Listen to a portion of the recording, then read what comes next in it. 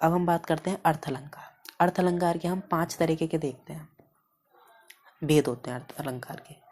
अर्थ अलंकार में पहला जो आता है वो आता है उपमा अलंकार। उपमा अलंकार, जब उपमा का जो सीधा सीधा अर्थ है वो तुलना से है। जब किसी व्यक्ति या वस्तु की जब तुलना किसी और के साथ करी जाती है तब वहाँ उपमा अलंकार होता है। जब किसी पंक्ति में किसी भी वस्तु की तुलना किसी दूसरी वस्तु से या किसी इंसान की तुलना किसी दूसरे इंसान से की जाए तब वहाँ उपमा अलंकार होगा। जरूरी नहीं है कि इंसान की इंसान से और वस्तु की वस्तु से, इंसान की वस्तु से भी हो सकती है। ठीक है।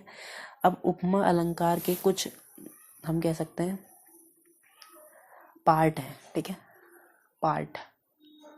ठीक है, तो उपमा के होते हैं उपमेय, उपमान और वाचक शब्द। तो पहचानने के लिए बता रहे हैं। ठीक है, उपमेय क्या होता है? उपमेय होता है जिस व्यक्ति की तुलना की जा रही हो, जिस व्यक्ति की तुलना की जा रही हो।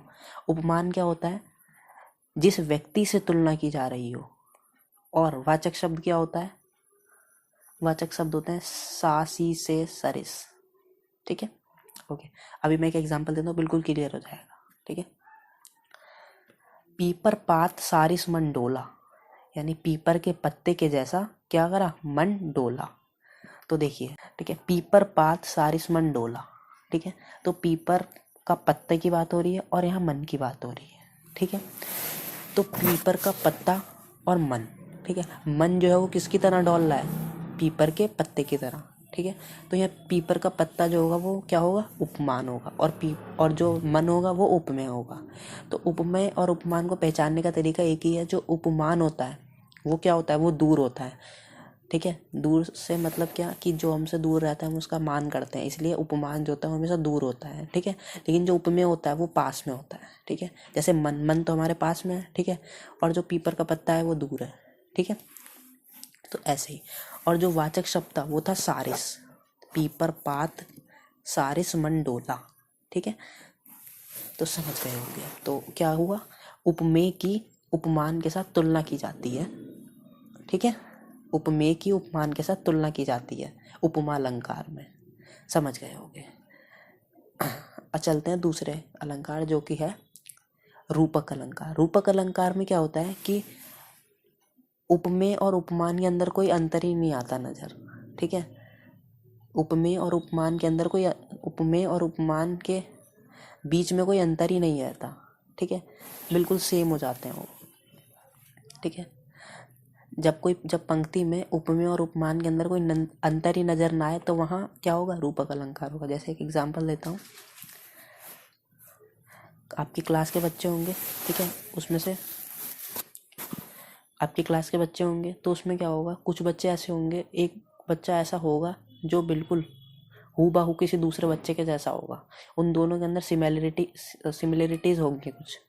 ठीक है, क्लास के अंदर बच्चा हो या आपके कोई रिश्तेदारी में कोई ऐसा बच्चा हो जो कि बिल्कुल आपकी तरह ही हो। ठीक है, उसके अंदर सिमिलैरिटी हो बिल्कुल आपकी तरह। ठीक है, तो ऐसे ही रूपक अलंकार में होता है। ठीक है, दो चीज़ों के बीच में बिल्कुल क्या होता है? बिल्कुल भी अंतर नहीं होता, बिल्कुल सिमिलर होती हैं वो एक दूसरे के। ठीक है, ओके। एक एग्जांपल देते हैं। एग्जांपल के लिए हमारे पास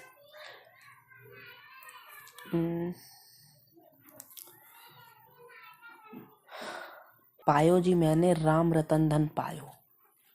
ठीक है, तो यहाँ क्या हुआ? पायो जी मैंने राम रतन और धन पायो। तो जो राम रतन जो है, ठीक है, राम के जो रतन है उनको धन से कंपेयर वो कर दिया गया। ठीक है, तो राम के रतन को बिल्कुल धन से जोड़ दिया गया, यानी राम रतन और धन एक ही चीज़ हो गई है।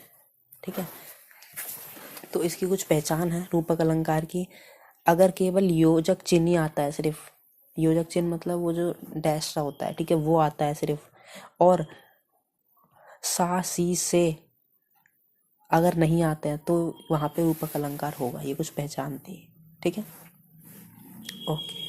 और उपमा अलंकार में क्या होता है? सा, सी, से, सारिस आता है। ठीक है, और योजक चिन्ह भी आता है।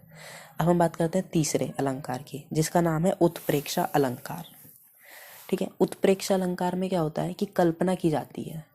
जैसा होता नहीं है कि घर पे क्या होता है कि कल्पना की जाती है कि मेरा बेटा उसकी तरह होता, काश उसकी तरह होता, है ना, या फिर अगर ऐसा होता तो वैसा होता, ऐसा हो जाए तो वैसा हो जाएगा, ठीक है। तो ऐसी होता है, इसके अंदर कल्पना की जाती है, ठीक है। इसके अंदर अगर पहचानना है तो कुछ शब्द हैं जो कि मनु, मानो, जैसे मानो कि ऐसा हो जाता, ठीक है। मनु, जानो, जो, तो, ठीक है, ऐसे शब्द आते हैं, ठीक है। तो हाँ उत्प्रेक्षा अलंकार होता है, ठीक है। ओके, दूसरा आता है अतिशोक्ति। कौन सा? अतिशोक्ति, अतिशोक्त अलंकार।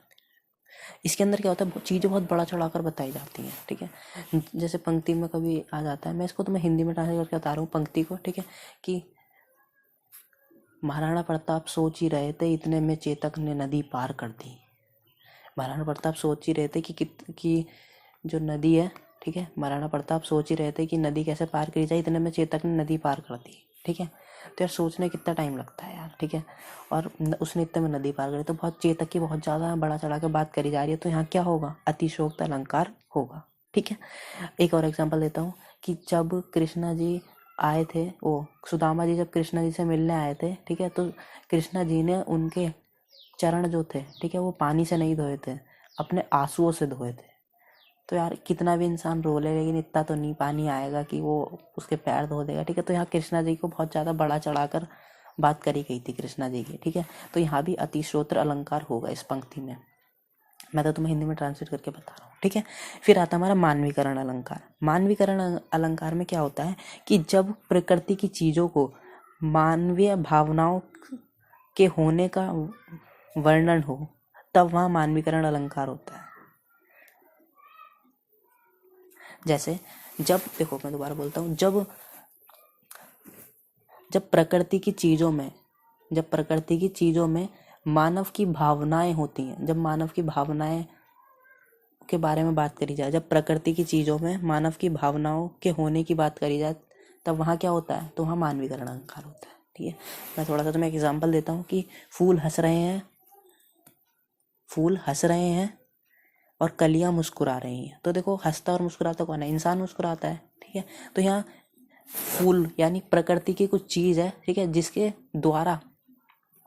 द्वारा हम इंसानी भावनाओं को प्रकट कर रहे हैं, ठीक है, इंसानी भावनाओं को बता रहे हैं, ठीक है। तो मानवीकरण अलंकार क्या होता है? जब प्रकृति की चीज़ों से, ठीक है, इंसानी भावनाओं को प्रकट करा जाए, जब प्रकृति की चीज़ों से इंसानी भावनाओं को प्रकट करा जाए, तब वहाँ मानवीकरण अलंकार होगा, ठीक है। या हम कह सकते हैं जब प्रकृति की चीज़ों में मानवीय भावनाओं के होने का वर्णन हो, ठीक है, जब वर्णन होता है तो वहाँ मानवीकरण अलंकार होता है, ठीक है। तो बस इतना ही था इजी का टॉपिक।